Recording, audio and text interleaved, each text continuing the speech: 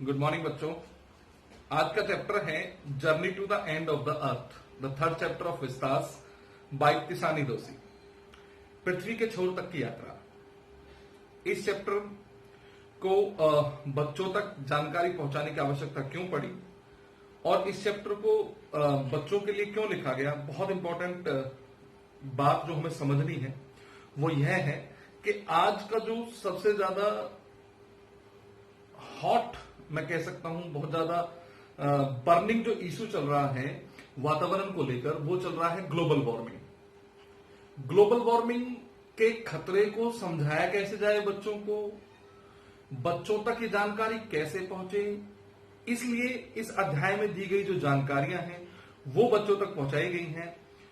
यह high school के बच्चों के साथ एक प्रोग्राम है जिसमें राइटर उनको लेकर पृथ्वी के छोर तक की यात्रा कर रही है।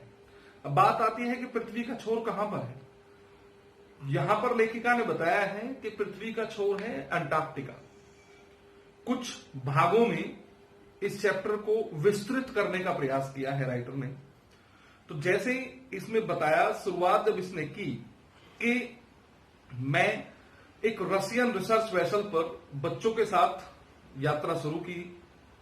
अंटार्कटिका की है यात्रा जो 3.09 degree north of equator in Madras, जिसमें शामिल था 9 time zone, 6 check point, 3 bodies of water and at least as many ecospheres. यह यात्रा लगभग 100 घंटे की थी। लेखिका ने यहां पर बताया कि अंटार्कटिका का भ्रमण क्यों आवश्यक है। वह बताना चाहती है कि अगर हम पृथ्वी, जिस प्लेनेट पे हम रहते हैं, उसके इतिहास को जानना चाहते हैं, उसके वर्तमान को जानना चाहते हैं, या हम ये जानना चाहते हैं कि हम किस तरफ अग्रसर हैं, तो सिर्फ एक ही स्थान ऐसा है जिसका भ्रमण हमें करना चाहिए और वह है अंटार्कटिका। लेखिका कहती है कि इतिहास में लगभग 650 मिलियन ईयर्स बैक अगर हम जाते हैं तो एक सुपर कॉन्टिनेंट का वजूद था, अस्तित्व में था। उसका नाम था गोंडवाना।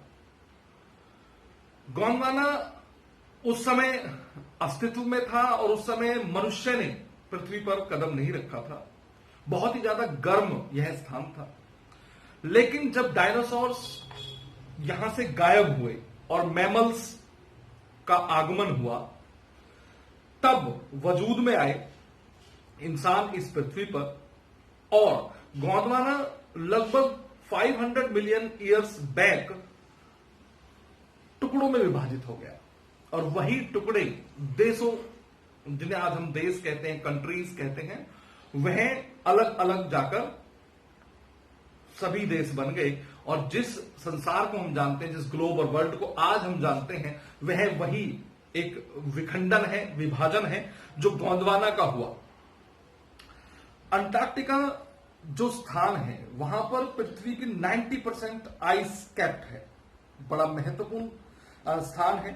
यहां पर जाने पर हमें पता चलता है कि अगर it is to understand the significance of the Cordilleran fold and Precambrian granite shield, ozone and carbon evolution and extinction, और इनको जानना बहुत ज्यादा आवश्यक है क्योंकि एक बहुत ही ज्यादा माइंड बॉगलिंग इमेजिन हमारे अंदर आती है जब हम इन चीजों के बारे में समझते हैं, पढ़ते हैं। अगर हम अपने देश की बात करें तो हमारा देश टकराव के कारण एशिया से जाकर जैम हो गया और हिमालय के क्रस्ट में जाकर बस गया, और वही आज हमारी भौगोलिक परिस्थिति भी है।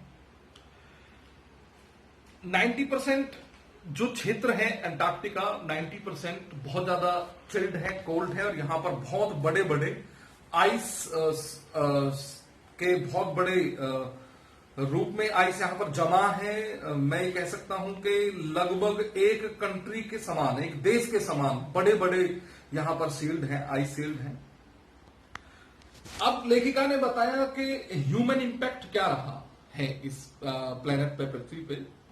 भौगोलिक समय के अनुसार 12,000 साल पहले ही मनुष्य का यहां पर आगमन हुआ है, और इन 12,000 वर्षों के दौरान मनुष्य की जनसंख्या बहुत तीव्र गति से बढ़ी और इस तीव्र गति से बढ़ती हुई जनसंख्या ने नेचुरल रिसोर्सेज को खत्म किया, जंगलों को खत्म किया और इस प्रकार से कार्बन डाइऑक्साइड का एक ब्लैंकेट संसार के चारों तरफ बना दिया और इससे धीरे धीरे जो इंक्रीज हो रहा है वो ग्लोबल टेम्परेचर है। और क्लाइमेट चेंज आज का सबसे ज्यादा कंटेस्टेड, जो हम कह सकते हैं एनवायरमेंटल डिबेट का पॉइंट है, एक सब्जेक्ट है जिसपे हमें डिबेट करनी चाहिए, समझना चाहिए कि आज क्लाइमेट चेंज कितनी तीव्र गति से बढ़ रहा है। मनुष्य की जनसंख्या बढ़ रही है, नेचुरल रिसोर्सेज घट रहे हैं और मनुष्य एक तरह से हम कह सकते हैं कि इस प्लेनेट पर एक ऐसे खतरे को जन्म दे रहा है जो खतरा उसके लिए स्वयं के लिए उत्पन्न होता हुआ जा रहा है। यहां पर लेखिका ने एग्जाम्पल दिया फाइटोप्लैंक्टन का। फाइटोप्लैंक्टन समुद्र में पाया जाने वाला एक सिंगल सेल्ड प्लांट है और इस उदाहरण में बताती है कि यह एक सिंगल सेल्ड प्लांट पूरे समुद्र की फूड चेन को कंट्रोल करता है, क्योंकि यह प्रकाश संश्लेषण की क्रिया के द्वारा सूर्य की ऊष्मा को लेता है और पूरी फूड चेन को संभाल के रखता है।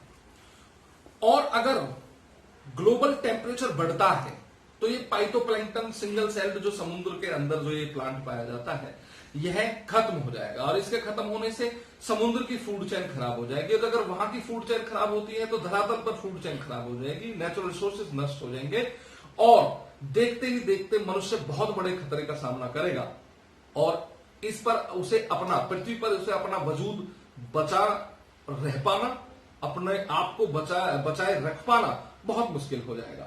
यही कारण था कि इस चैप्टर को लिखा गया कि आज ग्लोबल वार्मिंग अपनी चरम सीमा पर है और ओजोन लेयर को बहुत ज्यादा प्रभाव पड़ रहा है, ओजोन लेयर पर बहुत ज्यादा खतरे में है ओजोन लेयर। इसलिए हमें छोटी छोटी चीजों को बचाए रखना होगा क्योंकि we should take care of small things and the big things will fall into place.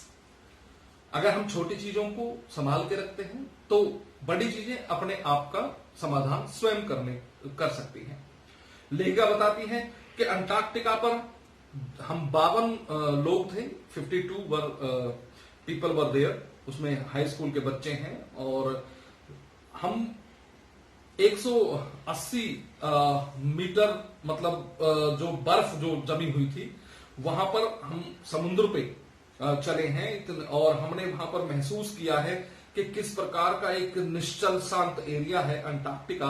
और यह भी वहां पर लेखिका ने बताया कि अगर ग्लोबल वार्मिंग बढ़ती है तो ये इतने बड़े बड़े जो आइसबर्ग हैं ये पिघल जाएंगे, इनके पिघलने से समुद्र का जो वाटर लेवल है वो बढ़ जाएगा और पूरी की पूरी पृथ्वी जल में हो सकती है। इतना बड़ा खतरा मनुष्य के ऊपर मंडरा रहा है। इस चैप्टर के माध्यम से लेखिका ने यही संदेश दिया है कि हमें अपने प्लेनेट को बचाना है, अपने इस पृथ्वी को बचाना है, अपने आप को बचाना है और पृथ्वी पर जीवन को बचाना है। इसलिए हमें अपनी वातावरण को, नेचुरल रिसोर्सेज को सुरक्षित रखना होगा। Thank you.